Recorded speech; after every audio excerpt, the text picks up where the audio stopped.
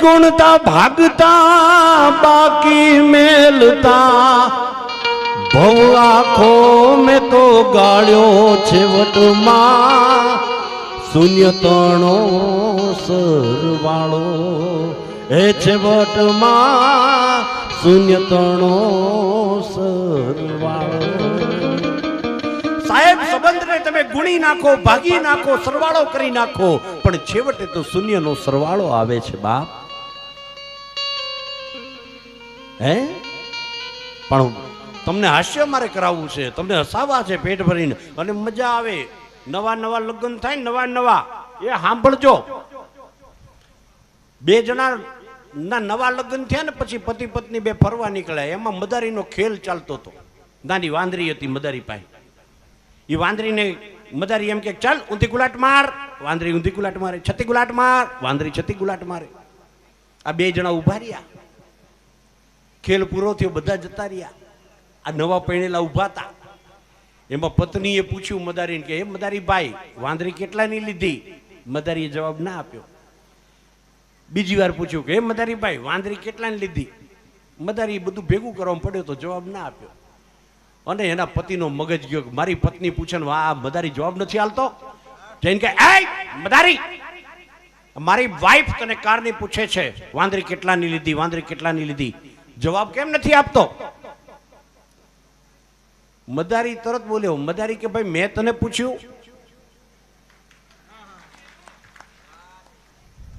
ભાઈ ભાઈ કે તું આ વાંદરી કેટલાને લાવ્યો? ખરેખર મજા આવે સાહેબ, આવી બધી વાતોમાં આનંદ આવે। હું તમને કહું, પછી ઘેર આવીને બેઠા બે જણ, ઘેર આવીને બેઠા ને એમાં પત્નીએ કીધું એ કે હે સ્વામીનાથ મને વિચાર આવે છે, નવા નવા લગ્ન થાય ને એટલે વિચારો બહુ આવે। એ કે મને વિચાર આવે છે, પૂછું? એટલે પેલો કે પૂછ। હે સ્વામીનાથ આપણે મરી જઈએ પછી ક્યાં જઈશું બે જણા? પેલો કે ગાંડી હજુ નવા લગ્ન થયા છે, મરવાના વિચાર કરાતા હશે? એકચ્યુઅલી મરવું જ ના જોઈએ। તો કે નહીં નહીં સ્વામીનાથ મને વિચાર આવ્યો કે આપણે બે મરી જઈએ પછી ક્યાં જઈશું? એટલે પતિ તરત બોલ્યો એ કે આપણે સ્વર્ગમાં જઈશું। સ્વર્ગમાં? નબળી વાત તો આપણે કરીએ જ નહીં, સ્વર્ગમાં જઈશું। તો કે સ્વામીનાથ તમને શું મળશે સ્વર્ગમાં? તો કે અમને તો ઇન્દ્રની અપ્સરા મળે। આપણે નબળું તો બોલીએ જ નહીં ને, મર્દ મુસાળા। એ કે ઇન્દ્રની અપ્સરા મળે। પેલી કે તો પછી અમને શું મળે સ્ત્રીઓને? તો કે તમને તો વાંદરું મળે, વાંદરું। પછી પત્ની બોલી, ગમે ને તો તાળીથી વધાવજો બેનો।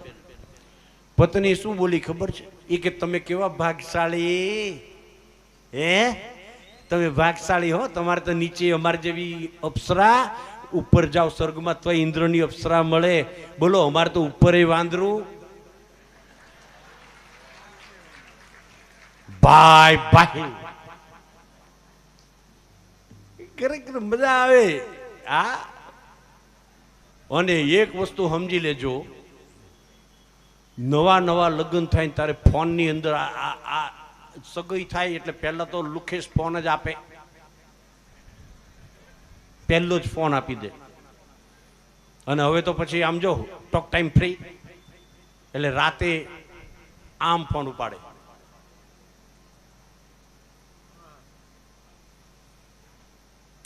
તું બોલ,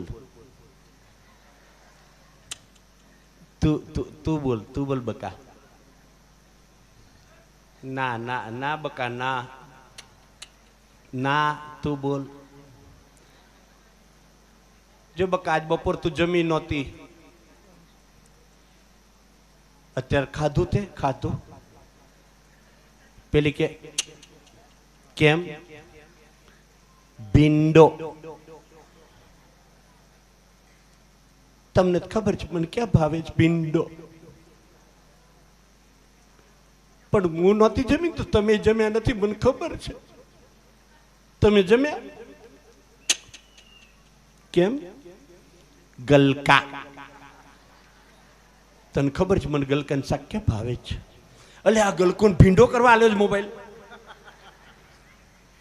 સાહેબ 4-4 કલાક 5-5 કલાક તું બોલ તું બોલ તું બોલ, અને લગ્ન પછી 10 વર્ષ જાય ઓફિસમાં બેઠો હોય ને આમ ઘરવાળીનો ફોન આવે એટલે પહેલા જ મોઢું બગાડશે આમે.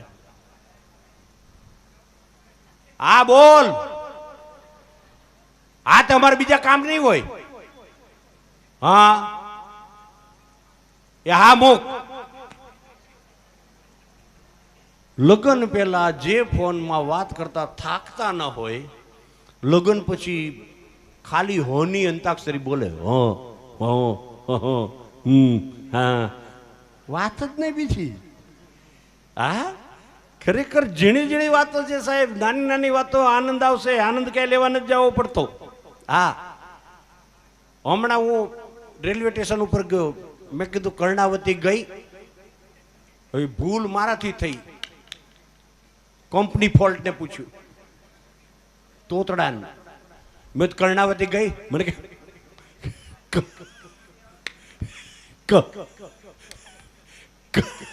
એ ગઈ, જતી રહી ટ્રેન. મેં કીધું પેલા મને ના પૂછ્યું હોત ને,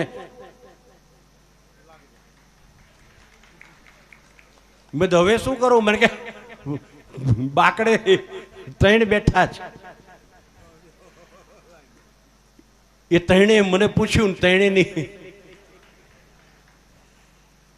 હા ખરેખર તમને અમુક અમુક કંપની ફોલ્ટની તો બહુ મજા આવે.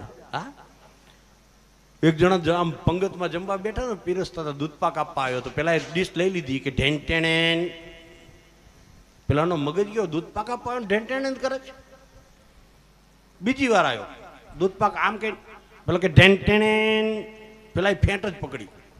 એ કે ના ખાવ ના પાડવાની, મસ્કરી કરાશ. પછી મેં કીધું, મેં ભાઈ મસ્કરી નથી કરતો, એની જીભ પકડાય છે. એ એમ કે છે કે દૂધપાક વધારે ખાવું ને તો ઘેન ચડે. બોલો એ ઘેન ચડે ને ઢેન ટેણે બોલતો હતો. કે ઢેન ટેણે. ખરેખર આ કંપની ફોલ્ટની મજા આવે સાહેબ. હા એક જણાએ ધર્મપ્રેમી માણસે ગ્રંથ બહાર પાડ્યો, ગ્રંથ 200 પાનાનો, એમાં બધો સાર આવી જાય, બધા ગ્રંથોનો, અને 50 રૂપિયા કિંમત રાખી કે આપણે ઘેર ઘેર વેચવાના. 5 સેલ્સમેન આવ્યા, એમાં છઠ્ઠો આવો આવ્યો ઢેન ટેણે વાળો. એ કે સેલ્સમેનની જરૂર છે? પેલો કે અમારે જરૂર છે પણ તારી નથી, કારણ તારી પિન પકડાય છે. તો આવો કે તમારે રૂપિયાથી કામ છે કે મારી જીભથી? પેલો કે અમારે રૂપિયાથી કામ છે. સાહેબ 20 ચોપડીઓ લઈને ગયો, 20 ગ્રંથ. હવે બધા 20 લઈને ગયા. પેલા લોકોએ એક ગ્રંથ નહીં વેચેલો, અને આ 1 કલાકમાં 20 વેચીને આવ્યો. આઈને કે બીજા લાવો. પેલા 5 સેલ્સમેન પકડીને એક બાજુ લઈ ગયા. એ કે તું વેચેસ કેવી રીતે? તો કે જવાનું, ડોરબેલ વગાડવાનો, ગોરધણી બહાર આવે એટલે કહેવાનું ગ્રંથ 200 પાના, બધા ગ્રંથોનો સાર, કિંમત 50 રૂપિયા, લો છો કે વાંચું?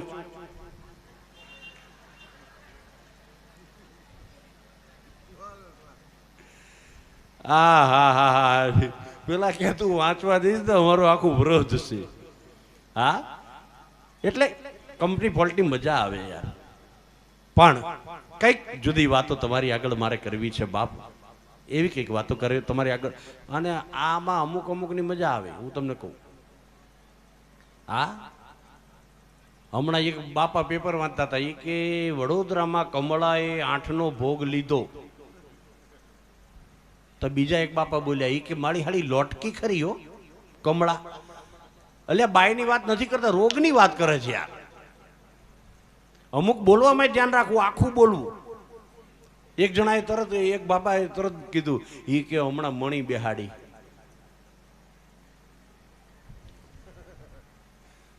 બીજા બાપા તરત બોલ્યા કે આટલી ઉંમરે આવા ધંધા કરાય? એટલે મણી એટલે આંખમાં યાર. આ નોટબંધી થઈ ને, નોટબંધી, એક બાપા ડોશીને પકડીને જતા હતા, ખેંચીને, હેટ હેટ. પેલા ડોશી બૂમો પાડે, રેવા દે દુખે છે, રેવા દે દુખે છે. બાપા કે હેટ હું જોઈ ગયો મત બાપા આ ઉંમરે ડોશીમાને આવી રીતે ખેંચીને ના જાઓ, હાડકું વાડકું ભાંગી જશે. મને કે મોદીએ કીધું છે જૂની આપી જાઓ. એટલે આ નહીં. અને ખરેખર તમને કહું સાહેબ, નોટબંધી થઈ ને ત્યારે 2000ની ગુલાબી નોટની આપણને તો બધાને ખબર હતી, પણ અમુક ગામડામાં અમુકને ખબર નહોતી કે આ કલર આવ્યો છે. બિચારો એક જણો આખો દિવસ લાઈનમાં ઉભો રહ્યો. 2000ની 2 નોટો મળી. એ 2 નોટો લાવી અને એને આમ ટેબલ ઉપર મૂકી નાવા ગયો. હવે આખો દિવસ બિચારો તાપમાં તપ્યો તો. 2 નોટો મૂકી નાવા ગયો.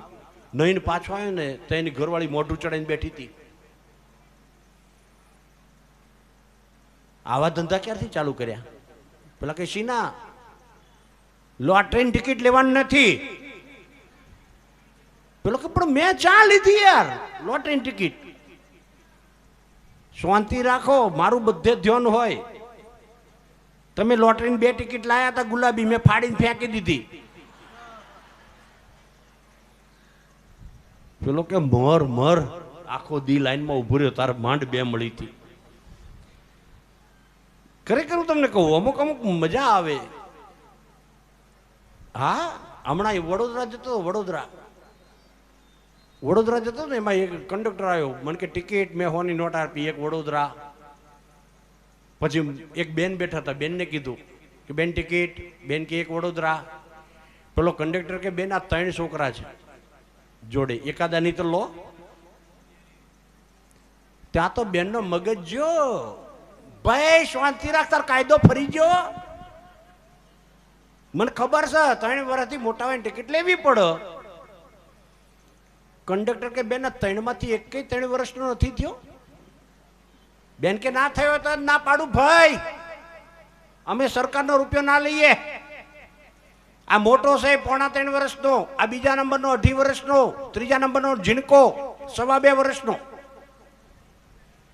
તો કંડક્ટરને આમ ચોટલી ખીટો થઈ ગયો. એ કે બેન તમારી એ ના લેતા, આવી બનાવટ કરાય. હું સંસારી છું, પરણેલો છું, મારા ઘેર છોકરા છે. મને ખબર છે 3 મહિના ફેરે છોકરા હોય. ગાળો તો મોટો રાખો. જોજો બેન ની બુદ્ધિ. બેન કે ચમ ના હોય ભાઈ, આ મોટો છે મારા જેઠનો છે, આ મારા દિયરનો છે, આ ઝીણકો એક જ મારો. ત્યાં તો કંડક્ટર બેભાન અવસ્થામાં.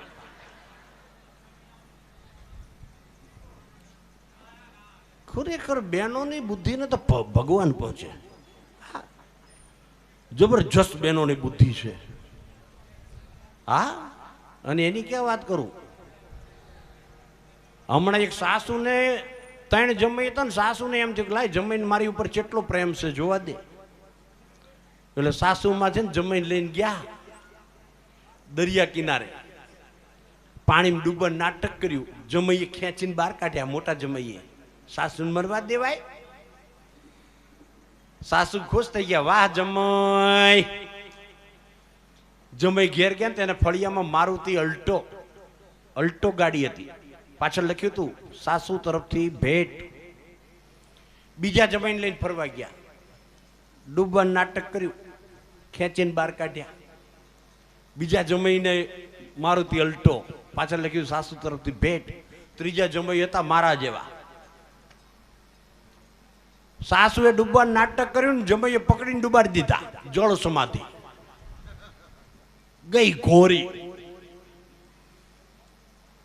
પેલા 2 સાધુ ભાઈએ ભેગા થઈને ખખડાયા. એ કે એ સાસુને બચાયા હોત તો અલ્ટો ગાડી મળે તો અલ્ટો. પેલો કે આપણને ગાડીમાં રસ નહીં લ્યા. જમાઈ એને ઘેર ગયા ને તો ફળિયામાં મર્સિડીઝ પડી હતી, પાછળ લખ્યું હતું સસરા તરફથી ભેટ.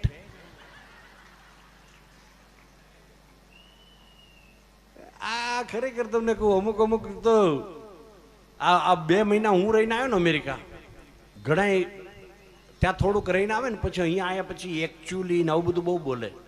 હા, એકચ્યુઅલી એમાં 100 તો બોલતા જ નથી. હા, મચાલો કાચો, મચાલો, સિગરેટ, ચોપારીનો કટકો. હા, એક જણો અહીંયા આવ્યો ને પછી એને આમ કહીને ધૂળ ચપટી ધૂળ ભરી. પહેલા જેવી સુગંધ હવે આપણી ધૂળમાં નથી. મેં કીધું આ માલ ઊંધો ઉપાડ્યો છે, પોદરો છે. ધૂળ એવી જ છે ભાઈ, બાજુમથી ઉપાડ. એક જણો અમેરિકાથી આવ્યો, ભૂરિયો આવ્યો ને પછી એને પેલું અહીંયા ભાષા ના ખબર પડે ને કે એમાં ગામડામાં ગયો ને એટલે નાની એવી દુકાન હતી ને એમાં બધા બાલાજીના ને એના પેકેટો લટકતા હતા. એટલે એને ચવાણા ઉપર આંગળી મૂકી, ધીસ એટલે પેલો દુકાનવાળો સમજ્યો એ કે ચવાણું આપ્યું એક પેકેટ. ભૂરિયા એમ કઈ તોડીને આમ ખાતો હતો ને એટલે બાજુ 80 વર્ષને કાકા આયા. એટલે ભૂરિયાએ મુઠ્ઠો ભરીને કાકાના લ્યું. કાકાએ મોઢામાં મૂકી દીધું ચવાણું, પણ કાકા ભૂલી ગયા, ચોકઠું નહોતું, ચોકઠું ઘેર ભૂલી ગયા હતા. કાકા ચોગળ્યો ચવાણા અંદર. પછી પેલા ભૂરિયાએ પૂછ્યું, ચવાણું? કાકા કે ન ચવાણું. ભૂરિયાએ દુકાનવાળાનો ફેટ પકડી, એ કે તું કે છે ચવાણું, આ તારા ગામના કાકા કે નો ચવાણું. પછી હું ઊભો તો મેં કીધું ભાઈ જો દુકાનવાળો સાચો છે, એને કીધું ચવાણું, આ ચવાણું જ છે, પણ કાકાના મોઢામાં દાંત નથી એટલે કાકાએ કીધું ન ચવાણું. બાકી છે ચવાણું જ. હા, આ સમજવાની મજા છે. અને ઘણી વાતો છે ને બાપ રહીને સમજાય. ઇન્ટેલિજન્ટ, આપણે કડીનું ઓડિયન્સ ઇન્ટેલિજન્ટ છે. એક બીડીનો બંધાણી રાતે 2 વાગે જાગ્યો, સ્વિચ પાડી, લાઇટો નહોતી, ખિસ્સામાંથી બીડીની જુડી કાઢી, એક બીડી મોઢામાં મૂકી, પછી મીણબત્તી કરીને લાઇટર ગોત્યું 1.5 કલાક.